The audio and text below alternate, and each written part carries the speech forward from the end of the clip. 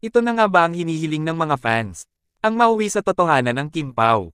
Nasa Dubai lamang pala di umano magaganap. Narito ang buong detalye.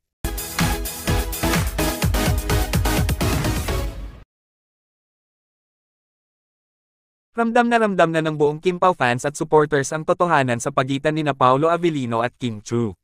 Dahil nga sa nangyaring presko ng Kim Pao sa Dubai, ay dito na nga nasagot ang matagal ng spekulasyon ng mga netizens at matagal na nilang ipinagdadasal na maging totohanan ang Kim Pao.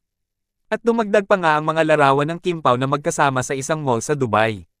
At ang lumabas na larawan nilang dalawa, na animoy, ayon sa mga netizens, na parang isang engagement photoshoot ito ng Kim Pao.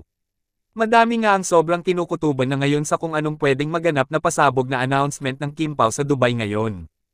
Ayon nga sa mga netizens na, "What is this? Engagement shoot? Hindi mo na maitago ang lagkit ng mga titig mo Pao kay Kimi.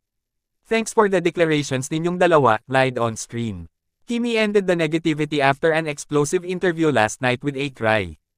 "I also cried each time she remembers the pain." At confirmed din ni Pao for himself. Kung ano ang sagot ni Kimi, yun din ang sagot ni Pao. Sabay ang haplos sa likod.